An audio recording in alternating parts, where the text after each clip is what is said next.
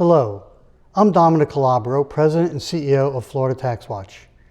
I'm here now to provide some special thanks to our chairman, U.S. Senator George LeMieux, from the officers, the executive committee, the board, membership, and staff of Florida TaxWatch.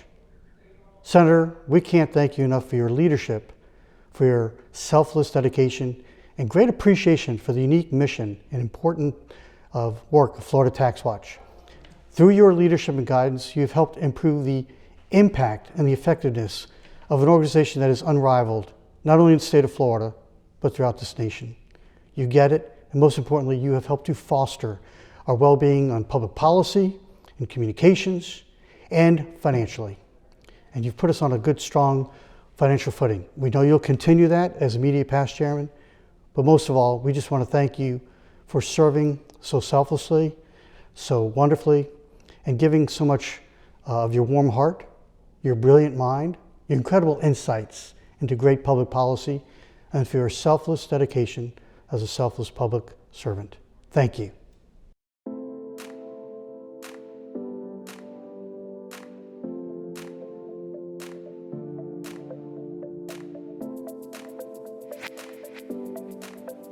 The taxpayer matters, and Florida TaxWatch is committed to keeping the spotlight on the taxpayers. That's our mission, that's our job, and because of you, we can do it better than any other state in the United States. Our only agenda, in a nonpartisan way, is to look out for the people who pay the taxes. We are a think tank who puts out real research that affects the policies of the people of the state of Florida. It's not just the turkey list. It's also putting out research on things like e-fairness, which we were one of only 2 states in the country who weren't doing the right thing on that, and we got that done. We did that. You did that. There's no doubt coming out of this pandemic that Florida has much to do to bring our state back. But I am confident that our elected leaders, with the guidance of groups like TaxWatch, will be able to do so. Belinda Kaiser came to us and said, there's going to be a free-for-all of lawsuits against businesses on how they comply with these COVID regulations. We've got to get the legislature to pass a series of laws to make sure that we protect everyday Floridians who run businesses so that they don't get sued for trying to comply with different rules from different organizations and different governments.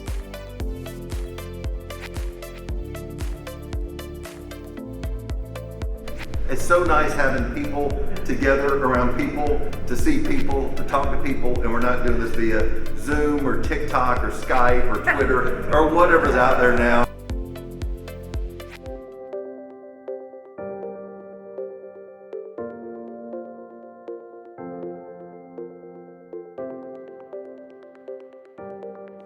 The state deposited almost $6 billion in federal money from the CARES Act into the General Revenue Fund.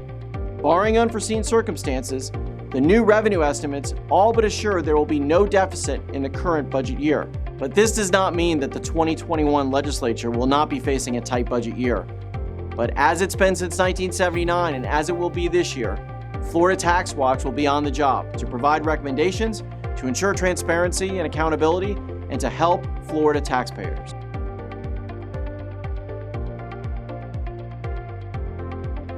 We're holding government accountable. And if we don't do it, who is going to do it? Who is going to hold government accountable? That's why we do what we do. So our goal now is to make sure that we continue to achieve excellence, because if we don't strive to continue to be better, we will lose our edge.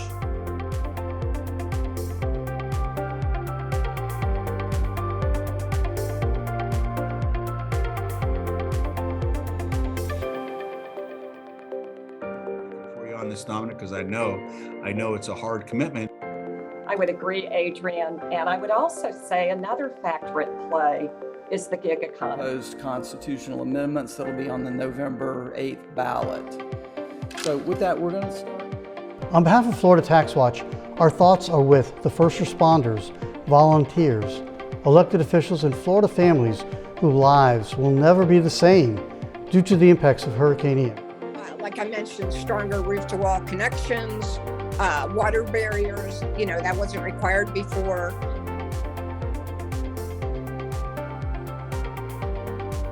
This is a once-in-a-generational opportunity to make meaningful change for the people of the state of Florida. An opportunity to move the needle. So the test for this, and I'm going to ask you to remember this when you talk to legislators, is make the money count. Make the money count. That doesn't mean a water treatment facility in one little part of Florida. It doesn't mean trying to help a school board in one part of Florida. It means a transformative amount of money spent to do things like broadband, or building roads, or fixing an airport, or doing things that are going to improve the quality of life for all Floridians. The project should be big enough that 5 years from now, people would say, oh yeah, that's what they spent the money on.